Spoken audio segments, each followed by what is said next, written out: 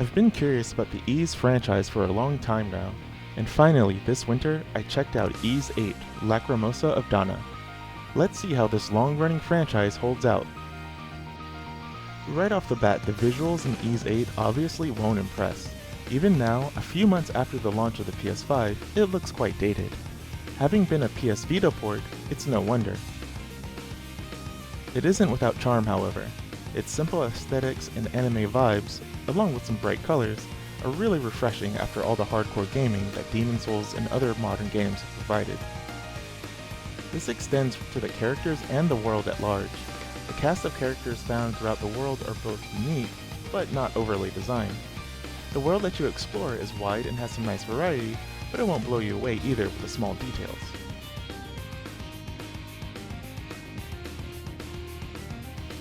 I was really happy that the game's performance overall was really rock solid. Even playing on PS5, I was impressed with the loading and lack of slowdown in all the extremely hectic moments of combat. The Ys games are known for the fast-paced gameplay and combat. Even against normal enemies, the game moves at a constant, fast clip that was really enjoyable to play. The speed of movement, tied with simple but fun controls, instantly felt nice. But don't let the simple gameplay fool you. Ys does ask the player to pay attention to what's going on around them. The game does have a dodge and a block, and it causes a momentary slowdown like Bayonetta or other Platinum games. Doing both is required to get through the more challenging areas of the game. The dodge and block are a bit tricky to master, but the rest of the game is nice and simple. It features button mashing combos, and more mixed in with special attacks. It all feels good, and it was really easy to pick up. I was really happy with the character variety as well. Each character plays slightly different. Adol, the main character, fights with a standard sword, but he differs a lot from Hummel, someone who uses a gun. The basics are the same for each character, but they all feel fairly different from each other. Of course, each character also has their own set of unique attacks, and even a massive super attack that they can use. I really like that the game pushes the player to use different characters with its weakness system. Most monsters are weak to a certain kind of attack, which means you have to change characters. This is done easily, and it's really rewarding to use. All of these lumped together make for a combat system that is both fun and rewarding to play. Swapping characters, dodging and blocking, throwing combos, firing off special attacks, it all just works well, and is really fun. Exploration in Ys VIII is just as fast-paced and easy as combat. Running, jumping, and gathering items is done without much barrier to the player. Whether you're running around to find a new area, trying to fight monsters to get items, or hitting gathering points, the game never feels like it wants to hinder this, but makes it as simple as possible.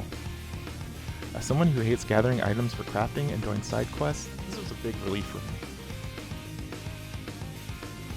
Side quests are pretty standard fare. You gather items, defeat enemies, go to certain areas for a cutscene, and so on. Most are fairly uneventful, but occasionally they have some really cool story moments. Aside from gathering loot, one of the big reasons to do side quests is for character affection. Getting more affection lets you see more story moments, but also gives you more rewards with the character. Thankfully, a lot of side quests are pretty bite-sized. Some of the bigger ones tend to be raids or monster dens. In raids, you have to fight a series of monsters until you get to the end, and with monster dens, you have to destroy bases until you defeat all the bosses. They are fun extra challenges, but the game tells you several times that they're not required to finish the story. Personally, I really like the night exploration the most. Having to fight really tough monsters with lots of spawns is really fun and interesting. And of course, there are some other obstacles outside of just fighting monsters. There are a good number of traversal obstacles such as vines, water, or cliffs that you have to get across. To get past them, you have to get certain items. Most of these are unlocked through proceeding through the story, but a handful are optional and are found through side quests and other events. They're all pretty easy to use, but I did find the vine climbing in particular a bit finicky. The story in Ys VIII is actually a bit standard fare. Adol and the rest of the passengers on the ship are stranded on a deserted island. It's up to him to find the other castaways and devise a way off the island. Of course, the game has a few plot twists along the way. Where do you get the inspiration for your outlandish ideas? It's simple, and it has a few twists and turns in it that I liked, but there weren't any crazy moments that made it overly memorable. Honestly, it was pretty enjoyable just because it was so simple and refreshing. That said, one of the big points of the game is fleshing out some of the characters, mainly Donna, who gets lots of screen time. It was a bit disappointing to not see all the characters get as much revealed about them as she does, but she does have her name on the cover, so it kinda makes sense. Each of the side character castaways all have small story bits for themselves too. As you do their side quests, you find out more about them, but once again, no one really had as much talked about them as Donna. Admittedly, near the end of the game, I wasn't that interested in the side characters anymore, and I kind of just wanted to finish the main character's story to see what happens to Donna and the rest of the main cast. Lastly, I definitely have to mention the absolutely banging soundtrack. The series is known for having great music, and I was really surprised by how much I enjoyed it. It feels like the 90s nostalgic era of high-energy game music was brought back into the modern day. In all, Ys 8 stood out as a refreshing JRPG experience.